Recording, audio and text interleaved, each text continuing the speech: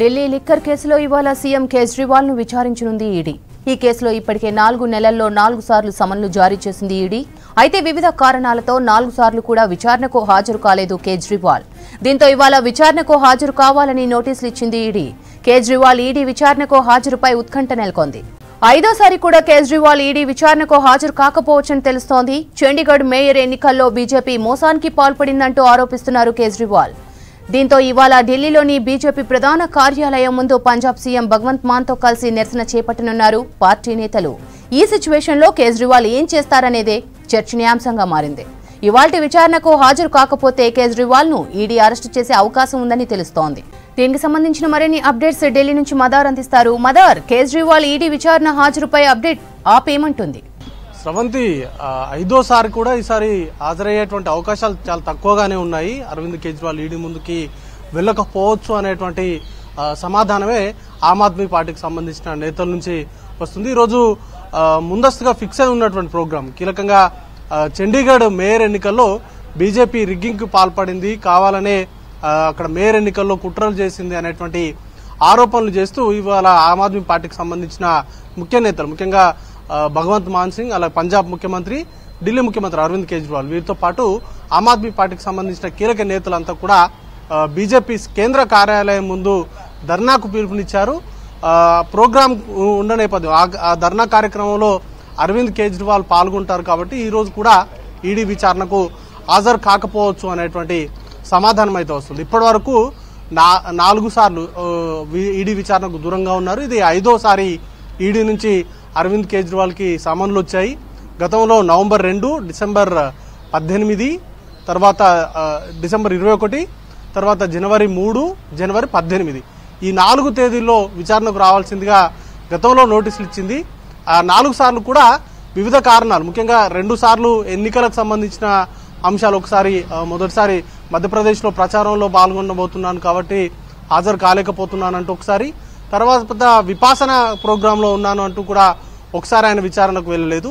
తర్వాత అసలు నోటీసులు ఇగ్నోర్ చేశారు, అసలు తనకు చట్ట వ్యతిరేకంగా నోటీసులు ఇచ్చారు, తనకు సంబంధించిన పాత్ర ఏంటి, విచారణకు సంబంధించి తనను ఏ బేసిస్ మీద విచారణ చేపట్టాలనుకుంటున్నారు అనే అంశాలు ఈడీ తెలపలేదు కాబట్టి తాను విచారణకు హాజరు కానంటూ కూడా మరోసారి విచారణకు దూరంగా ఉన్నారు. ఇక లాస్ట్ టైం విచారణకు సందర్భంగా అప్పుడు కూడా హాజరు కాలేదు. గోవాలో ప్రోగ్రాం ఉంది, ముందస్తుగా ప్రోగ్రాం ఫిక్స్ అయి ఉంది అంటూ కూడా ఆయన వివిధ రీజన్స్ చెప్తూ ఈడీ విచారణకు అయితే దూరంగా ఉంటున్నారు. ఈసారి కూడా విచారణకు రావాల్సిందిగా 2-3 రోజుల ముందే నోటీసులు ఇచ్చారు. బట్ ఈ ధర్నాకు సంబంధించి ఈ కార్యక్రమంలో ఆయన పాల్గొనబోతున్నారు కాబట్టి విచారణకు హాజరు కాకపోవచ్చు. ఒకవేళ విచారణ కనుక హాజరయ్యేటువంటి అవకాశం ఉంటే ఉదయం 11 గంటల లోపే ఆయన ఈడీ కార్యాలయానికి చేరుకోవాల్సి ఉంటుంది. కానీ హాజరు అయ్యేటువంటి అవకాశాలు చాలా తక్కువగా ఉన్నాయి. ఇప్పటికే డీడీ మార్గ్, ముఖ్యంగా బీజేపీ కేంద్ర కార్యాలయం ఉండేటువంటి దీన్ దయాళ్ ఉపాధ్యాయ మార్గ్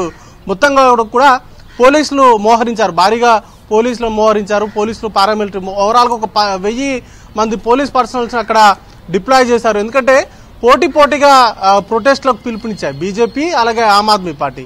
ఒకవైపు చండీగఢ్ మేయర్ ఎన్నికలకు సంబంధించిన వ్యవహారంలో నిరసన తెలిపేందుకు ఆమ్ ఆద్మీ పార్టీ నిరసనకు పిలుపునిస్తే, మరోవైపు అరవింద్ కేజ్రీవాల్ ఈడీ విచారణకు సంబంధించిన హాజరు కాకపోవడము, ఇలాంటి తప్పించుకునేటువంటి ధోరణికి సంబంధించి నిరసనగా బీజేపీ ప్రతిగా ప్రొటెస్ట్కు పిలుపునిచ్చింది. ఆమ్ ఆద్మీ పార్టీకి సంబంధించిన కేంద్ర కార్యాలయం కూడా డీడీ మార్గ్లోనే ఉంటుంది. 2 కూడా ఒకే లైన్లో ఉంటాయి. ఆ 2 కార్యాలయాల వద్ద కూడా ప్రస్తుతం భారీగా పోలీసులను మోహరించారు. ఆ వైపు వచ్చేటువంటి ట్రాఫిక్ అంతా కూడా డైవర్ట్ చేస్తూ ఉన్నారు. సో ఈ ప్రొటెస్ట్ కార్యక్రమంలో ఆయన పాల్గొంటారు కాబట్టి ఈ రోజు కూడా విచారణకైతే వెళ్లేటువంటి అవకాశాలు చాలా తక్కువ ఉన్నాయి. ఒకవేళ విచారణకు వెళ్లినా ఆయన్ని అరెస్ట్ చేస్తారు అనేటువంటి ప్రచారం జోరుగా సాగుతోంది. ఇప్పటికే జార్ఖండ్ ముఖ్యమంత్రి హేమంత్ సోరెన్ కూడా విచారణకు హాజరైన తర్వాత ఆయన్ని సుమారు 7 గంటల పాటు విచారించిన తర్వాత ఆయన అదుపులోకి తీసుకున్నారు. ఢిల్లీ లిక్కర్ స్కామ్ కు సంబంధించి కూడా పెద్ద ఎత్తున నగదు లావాదేవీలు జరిగాయి, దానికి సంబంధించిన ప్రాథమిక సాక్ష్యాధారాలు ఉన్నాయంటూ గతంలో మనీష్ సిసోడియా దాఖలు చేసిన బెయిల్ పిటిషన్ ని సుప్రీంకోర్టు కొట్టివేసింది.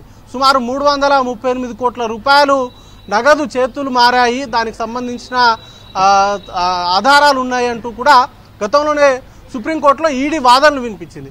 ఇప్పుడు ఈడీ విచారణకు కనుక అరవింద్ కేజ్రీవాల్ హాజరైతే గతంలో ఈ లిక్కర్ స్కామ్ లో అరెస్ట్ అయినటువంటి అదుపులో ఉన్నటువంటి వారు ఇచ్చినటువంటి స్టేట్మెంట్లు, అలాగే మనీష్ సిసోడియా ఇచ్చినటువంటి స్టేట్మెంట్, సంజయ్ సింగ్ ఇలా వీరందరూ ఇచ్చినటువంటి స్టేట్మెంట్ల పైన క్రాస్ క్వశ్చన్ చేసేటువంటి అవకాశం ఉంటుంది. దాంట్లో అరవింద్ కేజ్రీవాల్ పాత్ర ఏంటి అనే దానిపైన కూడా తేల్చేటువంటి అవకాశం ఉంటుంది. వాటికి సంబంధించే ఈ ఇష్యూకి సంబంధించి సాధ్యమైనంత త్వరగా విచారణ పూర్తి చేయాలంటూ సుప్రీంకోర్టు కూడా స్పష్టమైనటువంటి గైడ్ లైన్స్ ఇచ్చింది.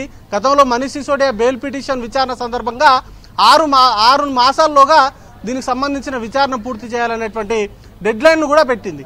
సో దాంతో ఈడీ కొంత ఈ ఇష్యూని సాధ్యమైనంత త్వరగా విచారణ చేపట్టాలని కూడా భావిస్తూ ఉంది. దానికి వీరు ముఖ్యంగా ఎవరైతే ఉన్నారో సౌత్ గ్రూప్కు సంబంధించి కవితకు నోటీసులు ఇచ్చినా ఆమె హాజరు కావట్లేదు.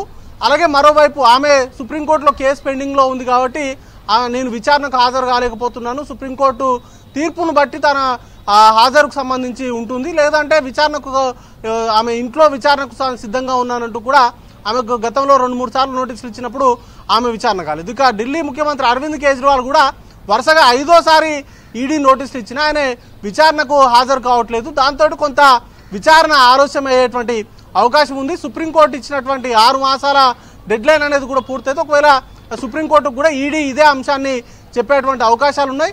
ఒకవేళ మరొకసారి ఈడీ నోటీసులు ఇచ్చే మాత్రం కొంత సీరియస్గానే తీసుకునేటువంటి అవకాశాలు ఉంటాయి. గతంలో జార్ఖండ్ సీఎం హేమంత్ సోరెన్ కూడా సుమారు 8 నుంచి 10 సార్లు నోటీసులు ఇచ్చారు. ఇక 11వ తప్పనిసరి అయినటువంటి పరిస్థితుల్లో ఆయన హాజరు కావాల్సి వచ్చింది. హాజరైన తర్వాత ఆయన అరెస్ట్ చేశారు. ఇప్పుడు అరవింద్ కేజ్రీవాల్కు సంబంధించి కూడా విచారణకు హాజరైతే ఖచ్చితంగా అరెస్ట్ చేస్తారంటూ కూడా ఆమ్ ఆద్మీ పార్టీకి సంబంధించిన నేతలు ఆరోపిస్తున్నారు. లోక్సభ ఎన్నికల్లో అరవింద్ కేజ్రీవాల్ ప్రచారంలో పాల్గొనకుండా అడ్డుకోవడంలో కుట్రలో భాగంగానే ఈడీ తోటి అరవింద్ కేజ్రీవాల్ను అరెస్ట్ చేయించేటువంటి ప్రయత్నం చేస్తుందనేటువంటి ఆరోపణలు ఆమ్ ఆద్మీ పార్టీ నుంచి అయితే వినిపిస్తూ ఉన్నాయి. దానికి సంబంధించి అరవింద్ కేజ్రీవాల్ నెక్స్ట్ నోటీసులకు సందర్భంగా ఏ విధంగా రియాక్ట్ అవుతారు, 6వ నోటీసులకైనా హాజరవుతారా లేదా అనేది కూడా చూడాల్సి ఉంటుంది. శ్రవంతి.